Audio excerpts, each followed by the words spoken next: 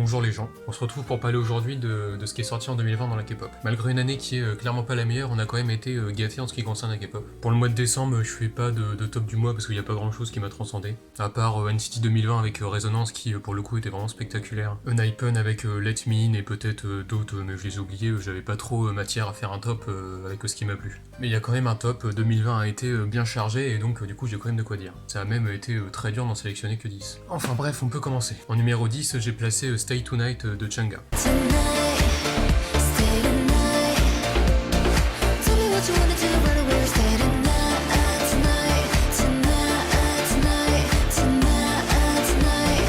Évidemment j'ai mis Chungha, elle était dans mon top du mois de novembre et avec ce qu'elle a sorti cette année, j'étais obligé de la mettre. La chanson elle est vraiment terrible, il y a encore une fois tant de grâce avec elle, les tenues sont magnifiques, tout comme le MV d'ailleurs. On a un côté un peu le bling bling avec des paillettes et tout qui passe très bien. Et oui comme je l'ai dit, c'est très gracieux et très sensuel mais sans jamais aller dans la vulgarité. Elle devait d'ailleurs sortir un album en décembre mais il a été repoussé parce que je crois que malheureusement elle a eu le coronavirus. Ça devait finalement sortir le 4 janvier mais c'est repoussé au 19. Donc bon j'espère que tout va bien pour elle parce que j'ai hâte de la revoir. En 9ème position j'ai mis Jungle de CIX.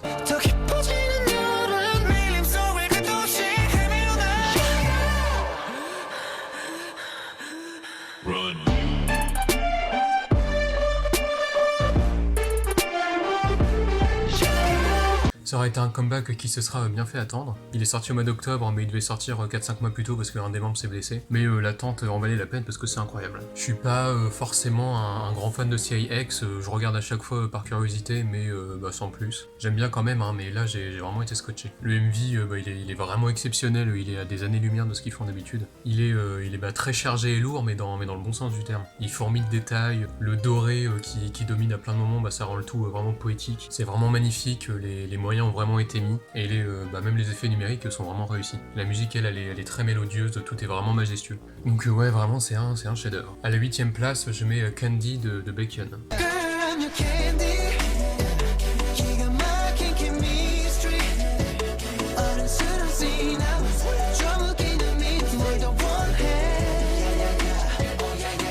C'est une musique, qui te met vraiment dans un bon mood. Elle est sortie au début de l'été et puis fait vraiment du bien. C'est une chanson d'amour qui en soi est assez classique dans les paroles, mais elle est quand même très efficace. Elle te donne envie de danser tout de suite, tu te laisses emporter par la mélodie en fait. La voix de Baekhyun est vraiment magnifique, pour une chanson d'amour, elle est vraiment envoûtante comme il faut. Le MV lui est très coloré et très chaleureux, puis il est sorti quelques temps après le déconfinement, donc du coup ça fait beaucoup de bien. Et ça aura d'ailleurs été une année 2020 plutôt bien chargée pour Baekhyun. Entre les 3 MV de Super M avec un album qui s'ensuit, son album solo en milieu d'année et son album japonais qui certes là sort en janvier mais aura été fait en 2020. Ça aura été une bonne année pour ses fans. En 7ème position j'ai placé Ace avec Favorite Boys.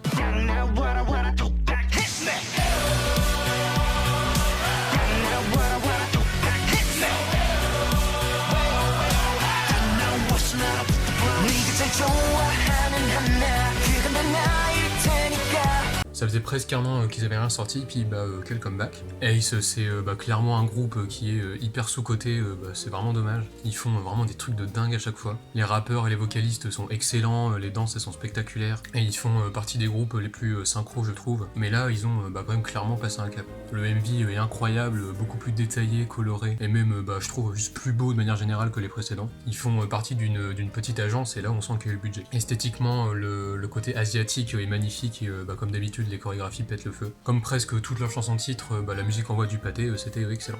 À la 6ème position, j'ai mis Backdoor de Stray Kids.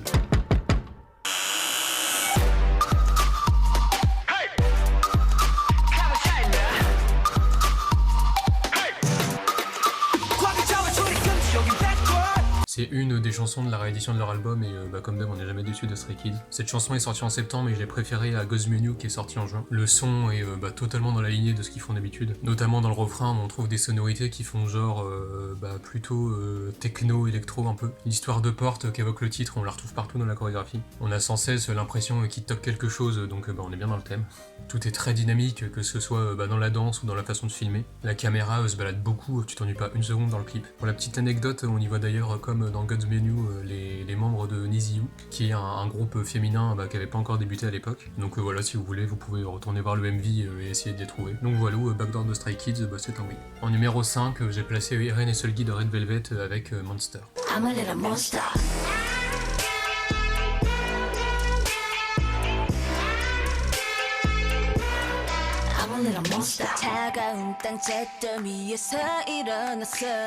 Cette chanson-là, je pense que ça a été ma plus grosse surprise de 2020, dans le sens où j'attendais absolument rien. C'est pas un groupe qui me transcende, mais juillet 2020, le mois où est sortie la chanson, c'était pas le plus fourni en termes de sortie. Donc j'ai juste regardé par curiosité en mode OZEF et quelle claque. Cette chanson, c'est clairement un spectacle. Vraiment, elle te prend au trip. La chanson fait hyper agressive, mais hyper douce à la fois, c'est un peu une sorte d'ovni. T'as des visuels dans le clip qui sont des vrais tableaux. Ils te marquent beaucoup, ils ont vraiment une portée iconique. Donc Monster, ça a vraiment été un gros coup de cœur inattendu, et puis c'est d'ailleurs, je pense, qu'il m'a fait l'aimer encore plus. On passe maintenant à la 4ème position, et j'ai mis Turn Back Time de Wavy.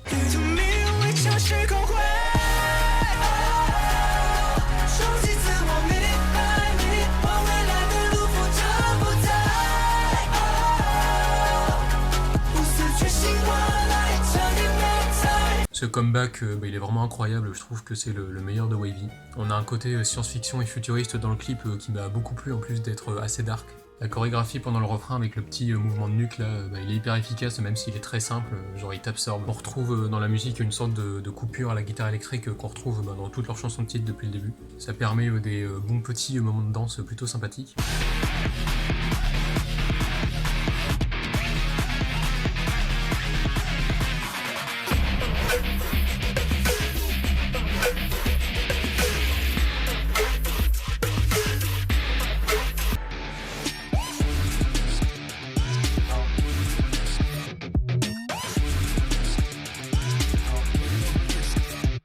Et en plus, dans cette chanson et même dans Wavy en général, Win-Win a des paroles. Il est pas juste au second plan comme il était dans NCT 127 ou comme il est dans NCT U. Donc ça c'est cool. L'album dont est tirée la chanson est génial de manière générale. Mention spéciale pour moi à Bad the Live et Domino. Si vous connaissez pas et que vous voulez aller voir, allez-y. Bad the Live a un clip aussi d'ailleurs. Donc voilà, j'ai beaucoup aimé Turn Back Time de Wavy. On en est maintenant au top 3 et à la 3ème place, je mets On de BTS.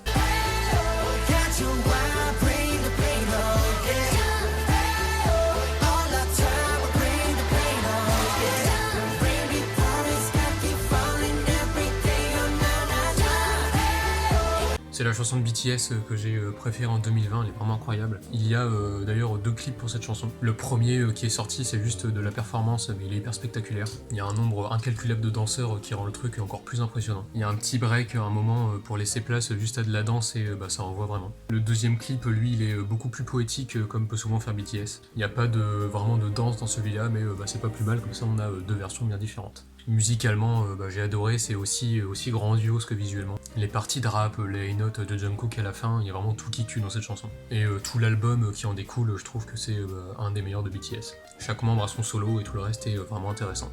En numéro 2, je place Oh My God de G-Idol.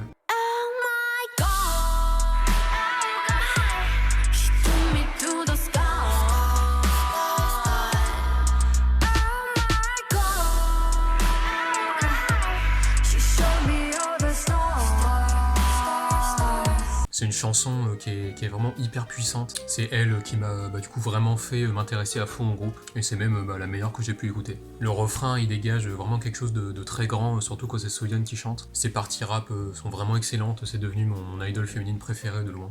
Même si je trouve que c'est pas dans le groupe G-Idol où on l'entend forcément le mieux rapper. Genre dans le groupe fictif KDA, qui est une sorte de groupe dérivé du jeu League of Legends. Elle prête sa voix à un des personnages dans les chansons et puis elle envoie de ses trucs.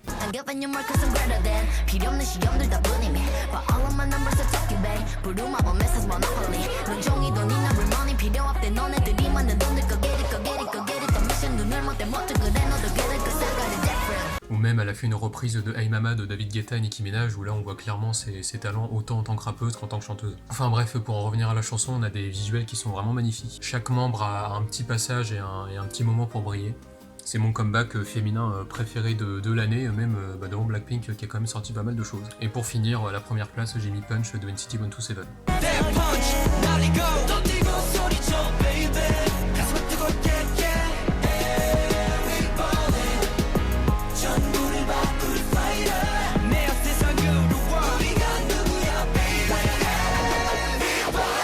Comme j'ai déjà pu le dire, NCT 127 c'est vraiment mon groupe préféré. Et j'ai même hésité à mettre à la première place Kick It, qui est leur autre comeback de l'année. Mais j'ai du coup retenu Punch et j'ai pas mis Kick It dans le top pour pas qu'il y ait 2 fois le même groupe, mais elle aurait été sûrement dans le top 5. Cette chanson, elle est vraiment géniale. On a un côté un peu gaming, mais dans le sens rétro du terme. Et même du coup, il y a un aspect un peu années 80-90 qui ressort. Et ça rend carrément trop bien. Leurs tenues toutes noires sont vraiment hyper stylées, tout comme leur veste de rider là. Pour ce qui est de la musique, le côté un peu ASMR du début, là j'ai vraiment beaucoup aimé. Ça montait crescendo, je trouvais que ça rendait vraiment bien.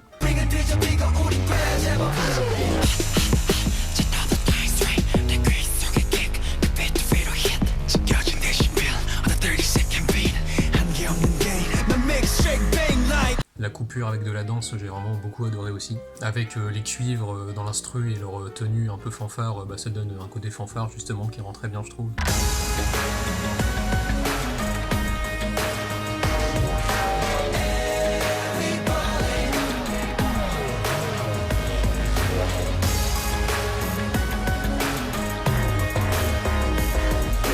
Donc ouais, tout ça mélangé, ça en fait ma chanson préférée de l'année 2020. Donc voilà, c'en est fini pour ce top. Il y a eu tellement de chansons cette année que ça a été assez difficile de choisir. Mais il y a eu quand même un paquet de musiques exceptionnelles, c'était vraiment une bonne année pour la K-pop. Le prochain top, ce sera du coup celui de janvier 2021. Et il y a déjà des dingueries.